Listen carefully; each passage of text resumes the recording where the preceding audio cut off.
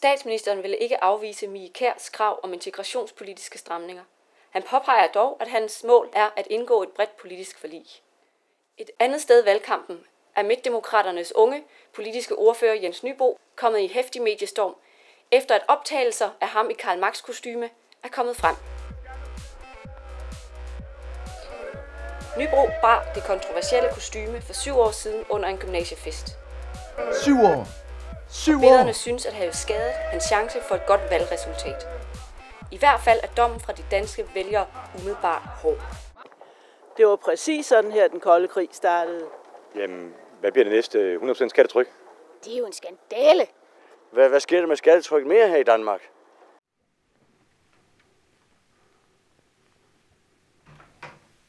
Jens?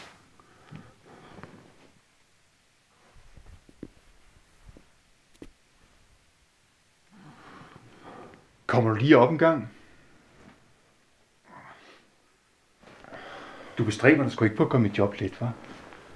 Ligner jeg en, der er ved at starte proletariatets oprør? For de fleste sandsynligvis. Hvad gør jeg? For det første tager vi os sammen. For det andet, så følger vi dagens program.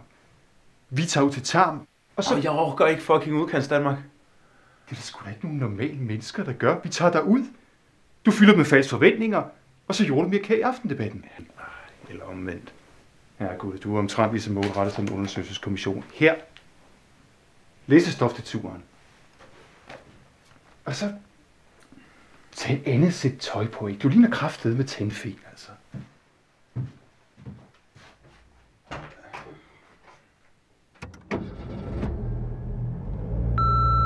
Hej Jensi. Jeg vil høre dig, om du ikke snart kommer og besøger din gamle mor. Jeg vil bare gerne tale lidt. Jeg har endda bagt de småkager, du så godt kan lide. Beskeden er slettet. Hvad er det her?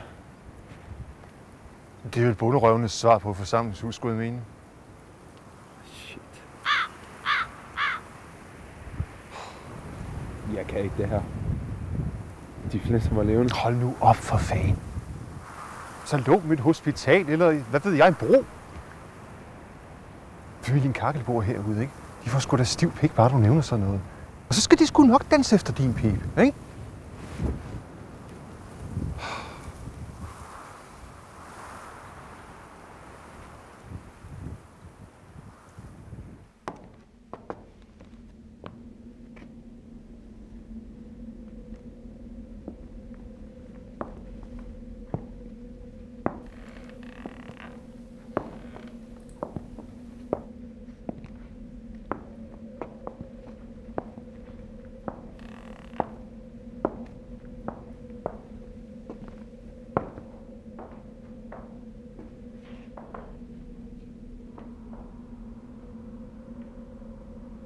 Hej.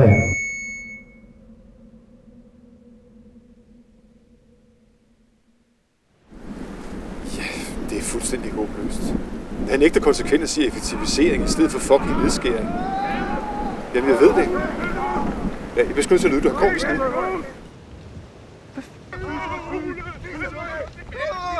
Start bilen!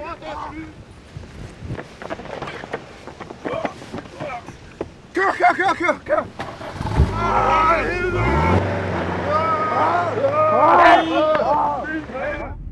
Et hospital pakket ind i gavepapir. En bro. Hvor svært kan... Hvad helvede ser du til dem? Jeg kom måske til at sige noget med, at vi var nødt til at pille ved efterlønnen. På grund af krisen. Satan, Jens.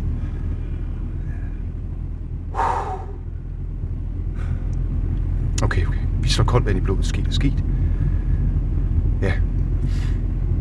Nu læser du de papirer. Og så vinder du den skide debat. Nu trækker garanteret bare integrationskortet på mig. Hvad fanden kan jeg så gøre? Jeg kan ikke det her. Nu lytter du til mig.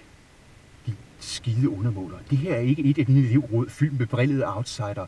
Det handler sgu ikke længere om, hvad din mor sagde til dig, da du havde sult i munden. Tror du virkelig, det rager her, fru Jensen? Jeg er sgu da fucking ligeglad, hvad helvede du siger i aften. Så længe du gjorde den kending så hårdt, du ønsker trafikordfører. Er det forstået? Er det forstået? Ja. Godt.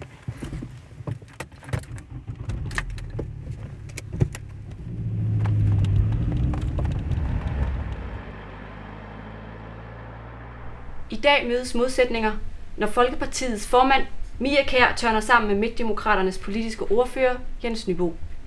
Vi forsøger at komme nærmere på, hvad de hver især vil gøre for at få Danmark ud af den finansielle krise. Velkommen til aftens debat på Kanal.dk.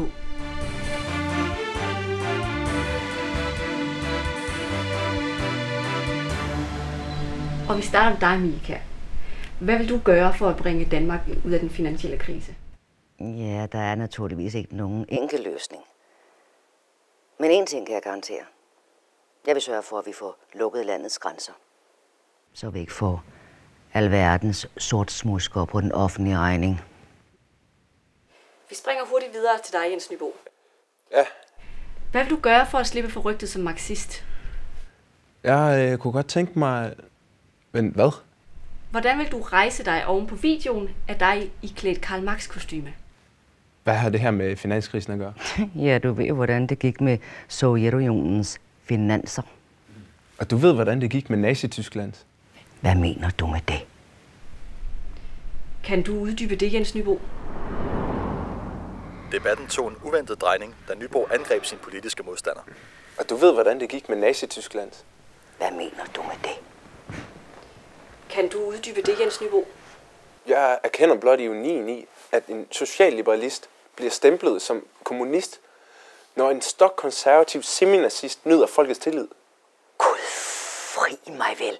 Jens Nybo, jeg må bede dig om at benytte en passende tone i debatten. Jeg må bede dig om at benytte nogle passende spørgsmål. Jeg tror, der er en stor del af befolkningen, som gerne vil have en uddybning. Jeg nægter at deltage i det her. Mein Führer, she can walk. Mens Jens Nybo har trukket sig fra valgkampen, går Mia Kjær frem i meningsmålingerne efter gårsdagens debat. Interessen for de danske europaparlamentarikeres arbejde er dagen.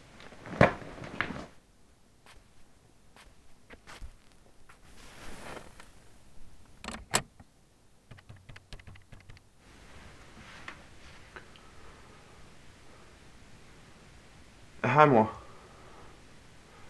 Du skulle aldrig have flere af de der småkager, vel?